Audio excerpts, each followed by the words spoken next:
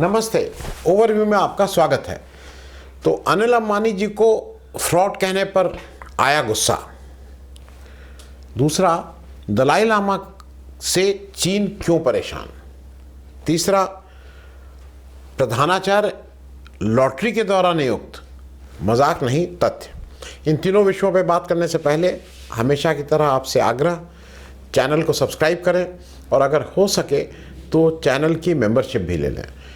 Membership का मतलब कि एक छोटी रकम आपको हर महीने हमें आर्थिक सहयोग के रूप में देनी होती है, और अगर आप हर महीने का कमिटमेंट नहीं करना चाहते हैं तो एक बार एक मुश्त भी आप हमारा आर्थिक सहयोग कर सकते हैं। हमें आपके इस आर्थिक सहयोग की आवश्यकता है। चैनल को सुचारू रूप से चलाने में एक पैसे की ज़रूरत होती है, और वो अगर आपकी तरफ से सहयोग आ जाता है तो हमें थोड़ी आसानी रहती है चैनल चलाने में। तो सबसे पहली बात, अनिल अंबानी जी को फ्रॉड कहने पर आया गुस्सा। आज सब अखबारों में खबर निकली है कि state bank of India, Bharat का जो सबसे बड़ा बैंक है, उसने कहा है कि आरकॉम, अनिल अंबानी जी की जो कंपनी आरकॉम, उसका लोन अकाउंट इज फ्रॉड। अब उस पर पीछे लग गया अनिल अंबानी जी का, मेरा ऐसे कोई मतलब, उनका वो कह रहे हैं मेरा उससे कोई मतलब ही नहीं है।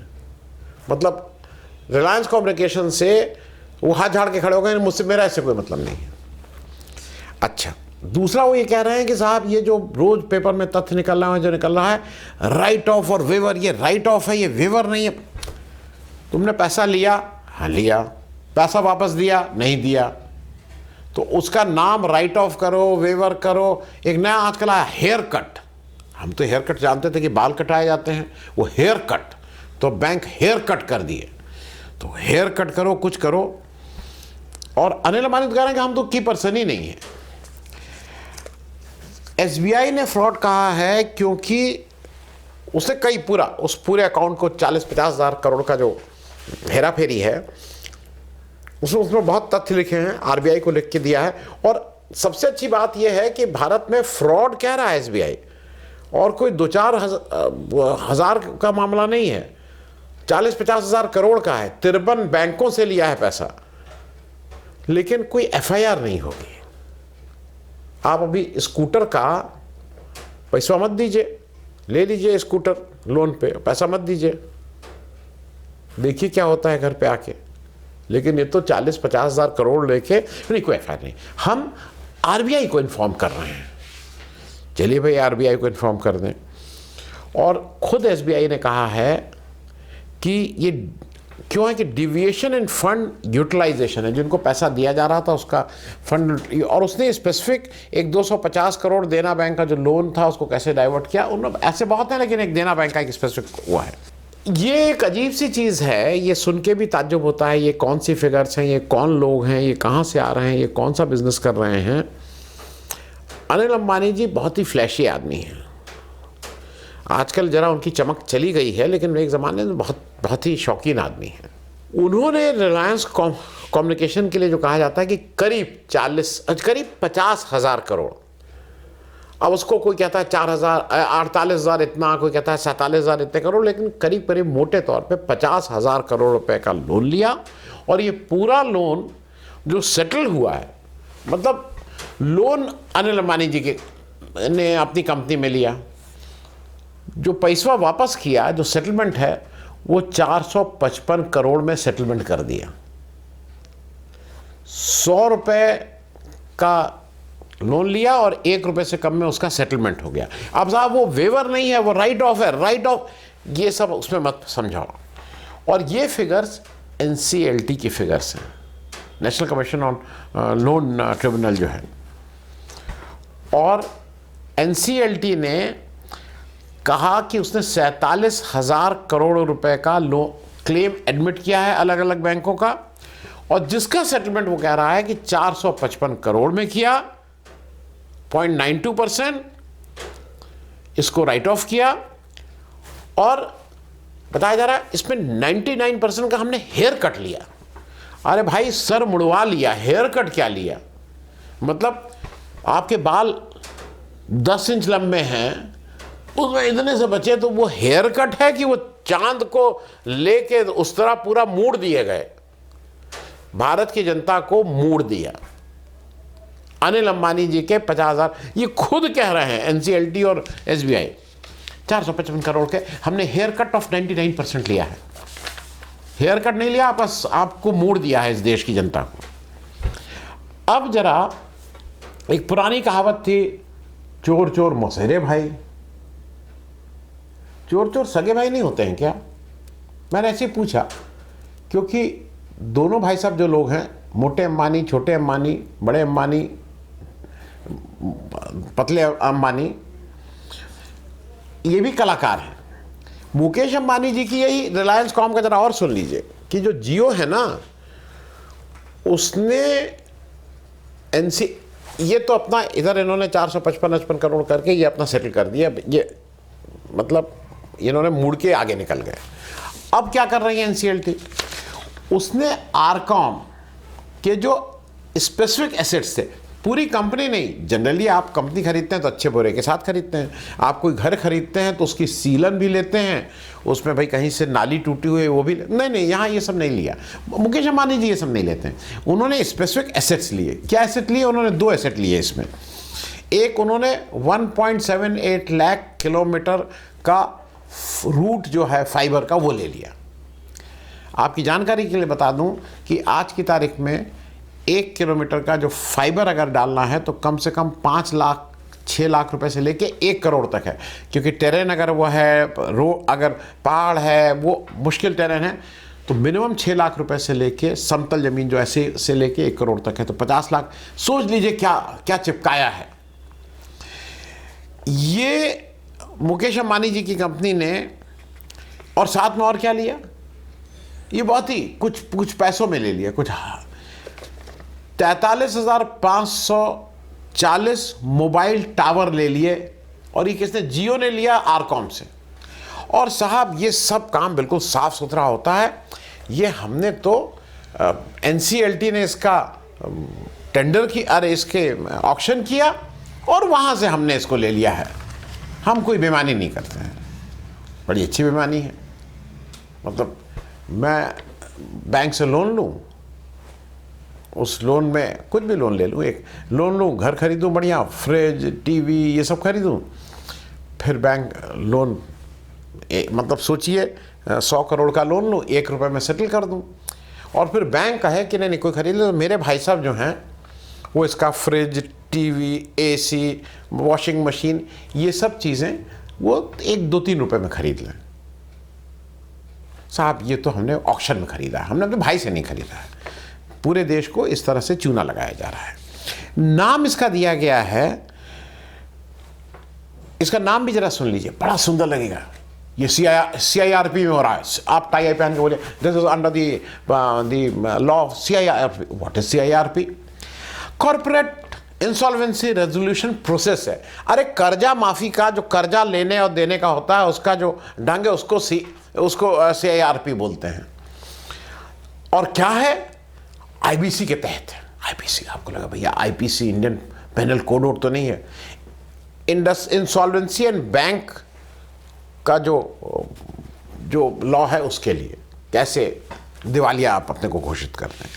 एक चीज़ और समझिए, ये दोनों भाई साहब जो लोग हैं, उसमें 1-2 चीज़ें बहुत इंटरेस्टिंग हैं। वैसे इनसे कोई मतलब नहीं, मुकेश अंबानी भाई दूसरी चीज़ है, अनिल अंबानी हम क्या करें। लेकिन जब अनिल अंबानी जेल जाने वाले थे एरिक्सन वाले केस में, अगर आपको याद हो, मार्च 2019 में, तो मुकेश अंबानी ने 463 करोड़ रुपए दे दिए थे कि दे दो, जेल मत जाओ। तो चोर चोर मौसेरे भाई कि चोर चोर सगे भाई, ये जरा आपको ही सोचना होगा। एक चीज़ और बताऊं, वो इंटरेस्टिंग है। ये जो अनिल अंबानी जी हैं, ये बहुत डिफेमेशन सूट डालते हैं, मानहानि का मुकदमा, उनके ऊपर मानहानि, उनके ऊपर मानहानि का मुकदमा। 2018 में जब राफेल की इन्होंने डील की थी, जो मोदी जी गए थे और ये भी वहाँ पहुँच गए थे, और उससे पहले ये दिवालिया हो चुके थे, ये चूना लगा चुके थे देश का। लेकिन ये राफेल में हिंदुस्तान की तरफ से ये राफेल ये बनाएंगे उसके कलपुर्जे। सोचिए कितना बढ़िया आदमी, कितना कलाकार आदमी। वो उस कलाकार आदमी को ने 2018 में जब इस पर खूब लोगों ने लिखा, इस पे बहुत से न्यूज़ आइटम आए, तो इनको बड़ा गुस्सा आया। इन्होंने उस 2018 में अहमदाबाद से करीब 28-29 मानहानि के मुकदमे कर दिए थे और 8 पॉलिटिशियन पे किए थे, 20 मीडिया हाउसेस में। सुरजेवाला, सिंघवी, संजय सिंह, जो नाम लिए सबके ऊपर कर दिए। मीडिया हाउस पे भी किए थे। नेशनल हेराल्ड पे 5,000 करोड़, केवल 5,000 करोड़ का मानहानि का मुकदमा। एनडीटीवी 10,000 करोड़, वायर 6,000 और एक 5,000, 3 मुकदमे। सिटीजन सीमा मुस्तफा जी 7,000 करोड़। खुद हो दिवालिया ठन गोपाल, तुम्हारी कौन सी मान सम्मान, तुम्हारा कौन सा डिफेमेशन सूट, 5,000 और 8,000। चक्कर यह है कि अहमदाबाद में 75,000 रुपये का मैक्सिमम आप देखें, आप कुछ भी ये सब काम कर सकते हैं। बाकी राज्यों में अगर आपको 5,000 करोड़ रुपए का किसी के ऊपर मानहानि का मुकदमा करना होता है तो उसमें कुछ काफ़ी बड़ी फीस है, 1-2 करोड़ रुपए है।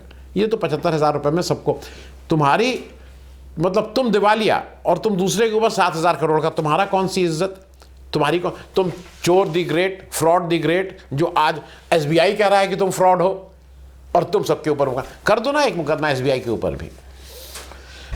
एक और चीज़ जान लीजिए, यह है बहुत शातिर आदमी। 2010 में इसने मुकेश अंबानी के ऊपर एक 10,000 करोड़ का मानहानि का मुकदमा कर दिया था। 2008 में, माफ कीजिएगा, 2008 में इन्होंने एक मुकेश अंबानी के ऊपर 10,000 करोड़ का मानहानि का मुकदमा कर, ये सब ऑन रिकॉर्ड है, खुद ही गूगल करके ढूंढ लीजिएगा।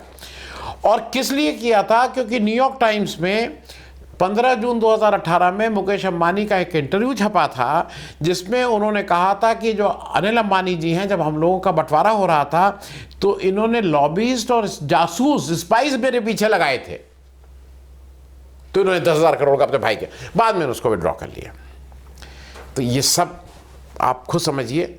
हाँ, इन्हें एक आखिरी चलते चलते ये भाई साहब जो है, एक जगह इन्होंने अच्छा काम किया है, अब उसको अगर आप मानिए देशभक्ति का टाइप काम किया है। मोदी जी तो लाल लाल आंख दिखा नहीं पाए, लेकिन इस छोटे अंबानी ने चूना चीन को लगा दिया।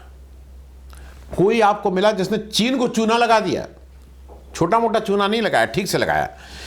इन्होंने लंदन में एक सूट फाइल किया है जो चाइना के 3 बैंक ने रिलायंस कम्युनिकेशन को 925 मिलियन US$ का लोन लिया। ये लोन लेने में तो पारंगत है, लोन ले लिया इसने। आज की तारीख में 1 मिलियन US$, 8.5 करोड़ रुपया। इसने 925 मिलियन का लोन लिया 3 चाइनीज़ बैंक से, एक ICBC, एक चाइनीज़ डेवलपमेंट बैंक और एक export import bank of China, और फिर उसको डकार गए। और फिर जब लंदन में ये सब वो चला तो उन्होंने कहा मैं तो कंगाल, मेरे पास पैसा ही नहीं, मैं कहाँ से दूँ, और पर्सनल गारंटी लगाए थे। इनके अगेंस्ट वहाँ से ऑर्डर हो गया। वो ऑर्डर फिर चलते चलाते यहाँ वहाँ, वो अभी हिंदुस्तान में है, सुप्रीम कोर्ट में भी वो सब चल रहा है। लेकिन फिलहाल चूना तो इसने पट्टे ने लगा ही दिया चीन को, हमारे यहाँ कोई नहीं। अब ऐसे आदमी के हाथ में आपने रफाल दे दिया है, ये रफाल बनाएंगे, तो देश की सुरक्षा कितनी सुरक्षित है ऐसे फ्रॉड के हाथ में अगर ये काम दिया जा रहा है? ये अब आप ही तय करिए। अब आ जाते हैं दलाई लामा से चीन क्यों परेशान है। एक 80 साल के व्यक्ति से चीन क्यों परेशान है? दलाई लामा, पहले दलाई लामा के बारे में आप सब लोग अभी सुन रहे होंगे कि 6 जुलाई को उनके 90 साल के हो जाएंगे। 6 जुलाई 1935 में दलाई लामा साहब का जन्म हुआ था। जन्म के समय इनका नाम लामा धोनधुप था, और ये जब 2 साल के हुए तो उनका एक ढंग है दलाई तिब्बत धर्म में, जो अपने दलाई लामा जी को जब वो ढूंढते हैं अपने धर्मगुरु को, एक सिस्टम, उस सिस्टम के तहत ये ढूंढे गए 2 साल की उम्र में। फिर ये 14वें दलाई लामा बनाए गए, और दलाई लामा बनने के बाद इन्होंने अपना नाम रखा तेंजिन गात्सो। 1950 में चीन ने आके तिब्बत पे दखलंदाजी शुरू की, एक तरह से कब्जा कर लिया। चीन ने उसके ऊपर अपना आधिपत्य जमा लिया। तो 1959 में दलाई लामा जी को अपनी जान बचा के अपना देश छोड़ के भागना पड़ा, और भाग के उन्होंने भारत में शरण ली। ये 1959 की बात है। फिर वो लंबी हिस्ट्री है, मैंने अपनी किताब हे राम टू जय श्री राम में इसका पूरा डिटेल भी लिखा है, नहीं तो आपको कहीं से भी मिल जाएगा। और तब से ये भारत पे रह रहे हैं। भारत ने इनको शरण दी। पहले देहरादून में थे, अब ये मैक्लोडगंज में हैं, धर्मशाला में। और दलाई लामा साहब तिब्बती लोगों के स्पिरिचुअल और पॉलिटिकल गुरु दोनों हैं, दोनों लीडर्स हैं। उनके आध्यात्मिक, धार्मिक और राजनीतिक लीडर हैं। लेकिन 2011 में इन्होंने अपने को पॉलिटिकल हेड वाला जो रोल था उसको छोड़ दिया। इन्होंने कहा भाई ये पॉलिटिकल, अब मुझसे मतलब नहीं। इसका कारण ये था कि जो तिब्बत की सरकार है, गवर्नमेंट इन एग्जाइल, जो निर्वासित सरकार है, जो भारत से फंक्शन करती है, धर्मशाला से, ये 2011 तक उस सरकार के भी प्रमुख हुआ करते थे। लेकिन 2011 से उन्होंने अपने को उससे अलग किया और अब ये केवल उनके आध्यात्मिक गुरु हैं। चूँकि दलाई लामा जी की देह त्यागने के बाद ही नए दलाई लामा की खोज होती है, ये पिछले 14 दलाई लामा से सिलसिला है। तो दलाई लामा साहब ने इस बार ये कहा है कि 2015 में उन्होंने गार्डन फोड्रैंग फाउंडेशन नाम का स्थापना किया और उसको ये जिम्मेदारी दी और उसको ये ऑथराइज़ किया कि मेरी मृत्यु के बाद ये जो फाउंडेशन है ये नए दलाई लामा को ढूंढ के उनको 15 दलाई लामा के रूप में शपथ दिलाएगी। इसमें एक दो चीज़ें ये हैं कि इसमें चीन को बहुत दिक्कत है, क्योंकि दलाई लामा की जो अभी बुक आई है वॉइस ऑफ द वॉइसलेस, उन्होंने ये भी कहा है कि जो नेक्स्ट दलाई लामा है वो चीन के बाहर अब इस बार पैदा होंगे। ये उन्होंने पहले ही से कह दिया है, क्योंकि चीन का बहुत आयरन हैंड है। अब चाइना वहाँ इस पर मुश्किल, वो कह रहा नहीं ये हम नहीं मानेंगे, जो दलाई लामा बनेगा उसको चीनी सरकार का अप्रूवल लेना पड़ेगा। मतलब तुम हो कुछ भी, लेकिन अप्रूवल हमारा लेना पड़ेगा।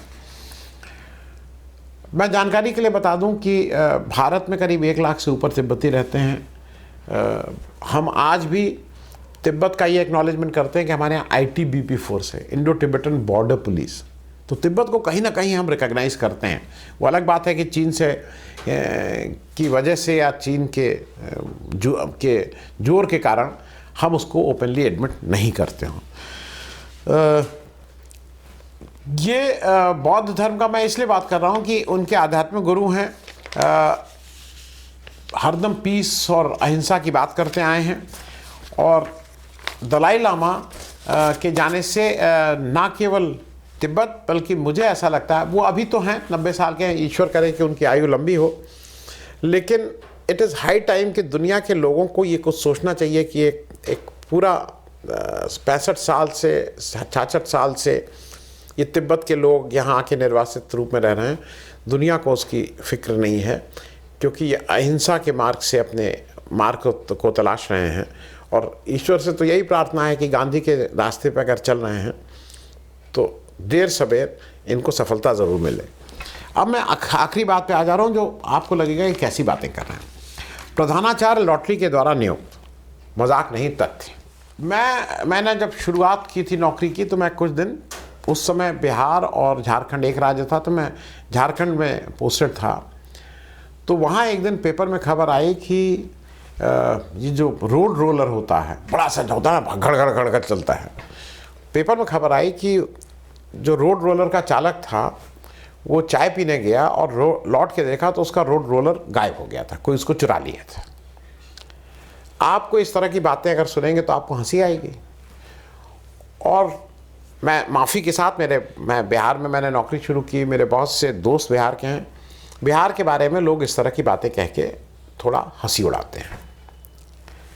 इस बार जो हंसी उड़ाने का काम किया है वो काम तो हुआ है बिहार में, लेकिन एक उत्तर प्रदेश के एक बहुत ही मतलब इंटेलेक्चुअल सज्जन, जिनकी क्या आदमी हो, अपने को आध्यात्मिक भी बोलते हैं, इंटेलेक्चुअल भी बोलते हैं, सब कुछ है, उनका नाम है आरिफ मोहम्मद खान। आरिफ मोहम्मद खान साहब ने एक ऐसा नया एक उन्होंने स्थापना की है एक परंपरा की कि आप चाहिए तो आप हंसिए, आप चाहिए तो आप रोइए, आप चाहिए तो अपना बाल नोचिए, आप चाहिए तो क्या करिए, मुझे नहीं मालूम। ऐसा है कि किसी भी, अब इसको अंधेर नगरी चौपट राजा ही कहा जाएगा। विश्वविद्यालय एक होता है, उसके वीसी की नियुक्ति गवर्नर द्वारा होती है। वो मैं आज उस विषय पे नहीं बोलूँगा कि वो ठीक है कि गलत, लेकिन और जो उस विश्वविद्यालय के अंतर्गत जो जो महाविद्यालय आते हैं, जिसको कॉलेज हम लोग बोलते हैं, उनके प्रिंसिपल की नियुक्ति एक सिस्टम होता है। उस सिस्टम के दौरान, जैसे बिहार में वो Bihar state university service commission है, BSUSC, उसके सामने से आते हैं नियुक्ति, लेकिन फाइनली उस यूनिवर्सिटी का VC करता है। ये पुरानी परंपरा है। अब 5 प्रिंसिपल की नियुक्ति होनी थी, ठीक है, 5 प्रिंसिपल की नियुक्ति होनी थी। अब उसमें ये हुआ कि कैसे इसकी नियुक्ति, मतलब 5 लोग प्रिंसिपल के लिए वो थे। Bihar state university service commission ने उनको क्लियर कर दिया था, interview clear, degree clear, qualification सब कुछ थी। अब आ गए हमारे माननीय लॉर्ड गवर्नर साहब। गवर्नर साहब ने कहा कि नहीं, इस बार हम लोग इसमें किसको क्या करें, बिल्कुल ट्रांसपेरेंसी हो, इसलिए इनका लॉटरी कर दो, लॉटरी से प्रिंसिपल नियुक्त कर दो। तो ये भाई लॉर्ड गवर्नर का तो लॉटरी से होगा। तो सुहेली मेहता जी हैं, सुहेली मेहता जी होम साइंस की टीचर हैं, मगध महिला कॉलेज की टीचर थी, वो भी प्रिंसिपल के उसको उन्होंने वो कर लिया था, क्वालिफाई कर लिया था, उनको बना दिया। और जब लॉटरी आई तो उनकी लॉटरी लग गई वाणिज्य महाविद्यालय में, कॉमर्स कॉलेज में। सोचिए, अब वो कॉमर्स पढ़ाएंगे जाके।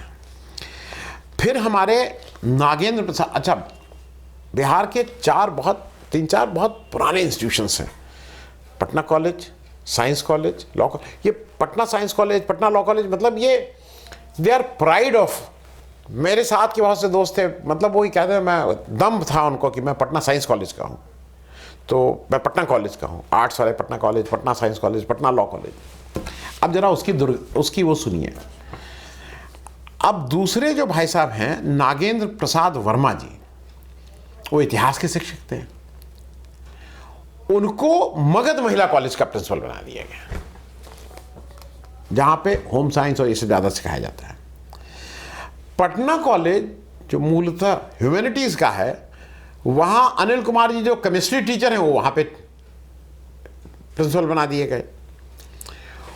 और पटना साइंस कॉलेज में अलका यादव जी जो हाजीपुर महिला कॉलेज से आई हैं, उनको प्रिंसिपल बना दिया गया, और योगेंद्र कुमार वर्मा जी को लॉ कॉलेज। मतलब सब गोलमाल है भाई, सब गोलमाल है। कर्टसी हमारे लॉर्ड गवर्नर, जो अपने को बहुत ही प्रबुद्ध, बहुत ही शिक्षा के मारे हैं, बहुत ही ज्ञानी, ये आरिफ मोहम्मद खान की कर्टसी से अब लॉटरी से शिक्षक भी नियुक्त होने लगे हैं। आज इतना ही। Thank you so much.